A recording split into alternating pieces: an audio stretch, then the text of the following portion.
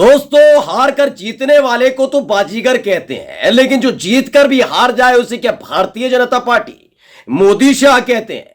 यह बात मैं इसलिए कह रहा हूं क्योंकि छत्तीसगढ़, मध्य प्रदेश और राजस्थान में जरूर उन्होंने अपनी सरकार बनाने का ऐलान कर दिया, अपने नए चेहरों का ऐलान कर दिया, उन्हें शपथ दिला दी। लेकिन खबर निकलकर सामने आ रही है कि राजस्थान में जो शपथ दिलाई गई उसका कोई असर पड़ने वाला नहीं है।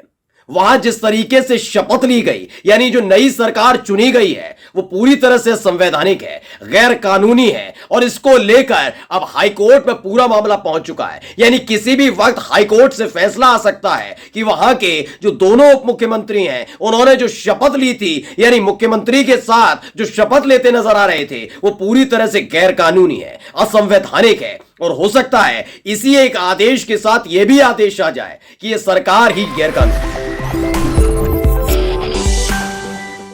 नमस्कार, मैं हूं प्रज्वल गौतम और आप देख रहे हैं द कंटा।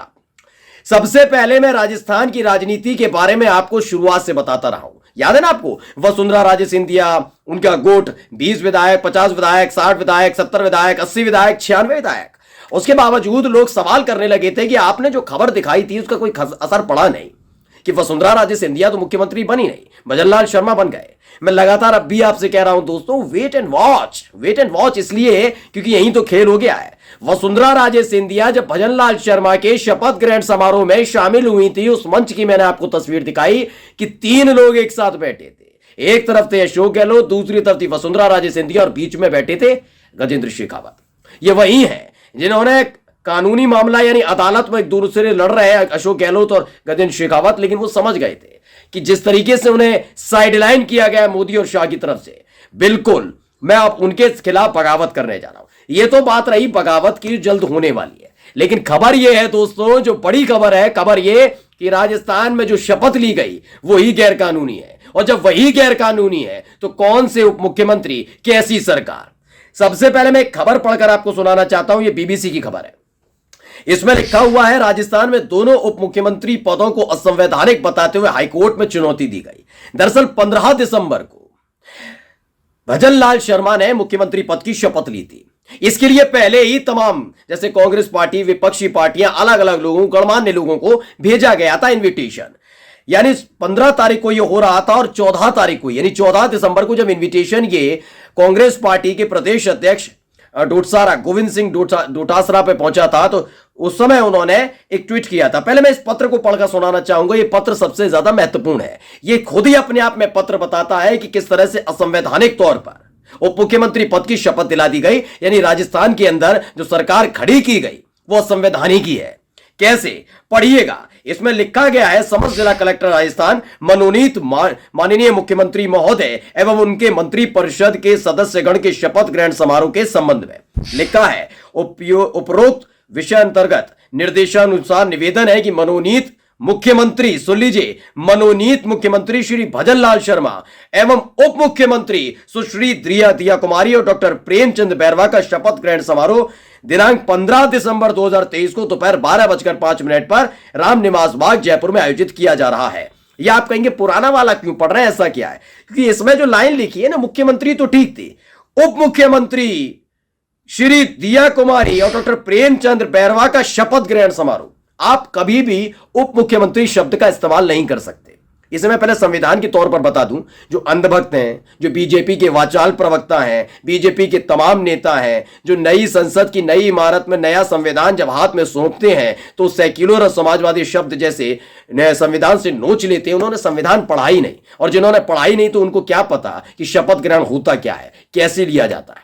ये उप मुख्यमंत्री बना दिया, जैसे उत्तर प्रदेश में बनाया, छत्तीसगढ़ में बनाया, राजस्थान में बना दिया, मध्य प्रदेश में बनाया, वैसे ये बनाए गए थे। मना नहीं, आप बना सकते हैं, लेकिन ये राजनीतिक पद है। यानी जब आपको लगता है कि आपकी हालत पतली हो चुकी है, आपको लगता है कि आपके अपने बड़े नेता असंतुष्ट हो जाएंगे, नाराज हो जाएंगे, तो उनके सम्मान के लिए आपकी पद आगे कर देते हैं कि आप उप मुख्यमंत्री हैं, डिप्टी सीएम है, खुश हो जाइए। सीएम पीछे लगा हुआ तो खुश हो जाते हैं, यही काम है।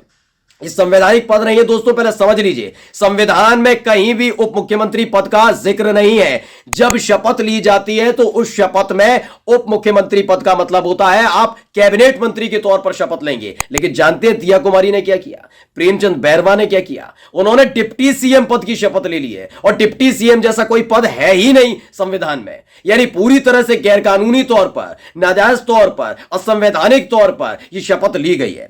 इसे ट्वीट किया था और लिखा था गोविंद सिंह डोटासरा ने एक दिन पहले, यानी 15 दिसंबर को ही, तब भी नहीं जागे थे बीजेपी वाले। उन्होंने लिखा कि कल होने वाली शपथ ग्रहण समारोह के सरकारी निमंत्रण में मुख्यमंत्री के साथ उप मुख्यमंत्री की शपथ ग्रहण का विवरण लिखा गया है, जबकि संविधान के अनुच्छेद 163 और 164 में ऐसे किसी पद की शपथ का विवरण नहीं है। ये कब उन्होंने ले लिया। लेकिन बीजेपी वाले सुनते क्या है, उनको ऐसा लगता है कि मोदी शाह से ज्यादा कोई बुद्धिमान नहीं है। जो वो फैसला ले रहे हैं सही फैसला ले रहे हैं, जो वो कर रहे हैं वो सही कर रहे हैं, वो जो बोलेंगे वो फरमान है, और यही कर दिया गया।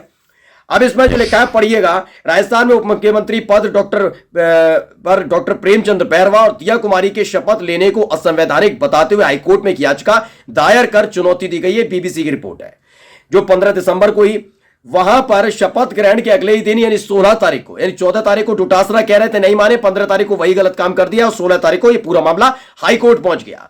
16 तारीख को एडवोकेट ओम प्रकाश सोलंकी ने उप मुख्यमंत्री पद को असंवैधानिक बताते हुए इसके खिलाफ कोर्ट में याचिका दायर की है। तारीख तय नहीं हुई। जो है ओम प्रकाश सोलंकी, उन्होंने क्या बताया, मैंने 16 दिसंबर को राजस्थान हाईकोर्ट की जयपुर बेंच में जनहित याचिका प्रस्तुत की है। राजस्थान सरकार में उप मुख्यमंत्री पद पर नियुक्त किए गए दिया कुमारी और प्रेमचंद बैरवा के उप मुख्यमंत्री पद को चुनौती दी गई है। उनका कहना उप मुख्यमंत्री पद का संविधान में कहीं उल्लेख नहीं है, केवल मात्र राजनीतिक पद है जो कि असंवैधानिक है। यानी आपने असंवैधानिक तौर पर शपथ दिला दी। अब आप बताइए, जब पूरी तरह से शपथ ही आपने गलत तरीके से ली तो आप उप मुख्यमंत्री कैसे, यानी आप सरकार कैसे, आप आ कैसे गए, आप बन कैसे गए? अभी तक मैं आपको बता रहा था ना, फ्लोर टेस्ट का इंतजार करिए। चाहे वो छत्तीसगढ़ का जिक्र कर रहा हूं मैं, लगातार मध्य प्रदेश का जिक्र कर रहा हूं मैं कर रहा हूं राजस्थान का। यहां पर क्या लग रहा था कि वसुंधरा राजे सिंधिया कुछ करेंगी, लेकिन इनकी मत ऐसी मारी गई भाई, इनको लगा कि जल्दी जल्दी कर लो, इधर उधर कर दिया तो खेल खराब हो जाएगा, मोदी और शाह की साख पर बट्टा लग सकता है, 2024 का चुनाव भी जीतना है। वसुंधरा के आगे अगर झुक गए दोनों तो 2024 में सिर्फ लोकसभा चुनाव में राजस्थान के अंदर नहीं बल्कि अलग अलग राज्यों में हालत खराब हो सकती है। इसलिए जल्दबाजी में दिलवा दी गई। जो लिखा था सामने वो उन्होंने पढ़ भी दिया। उन्होंने अब मैं कह रहा हूं जिन्होंने संविधान ही नहीं पढ़ा, उन्हें पता ही नहीं उप मुख्यमंत्री पद होता नहीं होता है। उन्हें कैबिनेट मिनिस्टर के तौर पर शपथ लेनी थी, रहेंगे उप मुख्यमंत्री, लेकिन कैबिनेट मिनिस्टर के तौर पर शपथ लेनी थी। वहां पर खड़े होकर आप नहीं बताते कि मैं जल संसाधन मंत्री के तौर पर शपथ ले रहा हूं, मैं इस गृह मंत्री के तौर पर शपथ नहीं, आप एक कैबिनेट मिनिस्टर के तौर पर शपथ लेते हैं और फिर उसके बाद आपको विभाग बढ़ते हैं। विभाग के दौरान आपको उप मुख्यमंत्री बनाया जाए, आपको कोई मंत्रालय दिया जाए, तमाम चीजें बात की होती हैं। यानी वह पद के तौर पर, जिम्मेदारी के तौर पर है आपके ऊपर। यानी पद आपका क्या है, कैबिनेट मंत्री, लेकिन उन्होंने क्या किया, हम तो उप मुख्यमंत्री हैं। खुश हो गए थे, देखा था दिया कुमारी खुश थी, आशीर्वाद ले रही थी, चलो ठीक है, प्रेमचंद बैरवा ले रहे थे। लेकिन खबर है कि हाईकोर्ट से कभी भी आदेश आ सकता है और ये जो पूरा शपथ ग्रहण समारोह हुआ था इस पर अब ग्रहण भी लग सकता है। यानी सरकार बनी, लेकिन कितने दिन की बनी पता ही नहीं चल पा रहा। नमस्कार।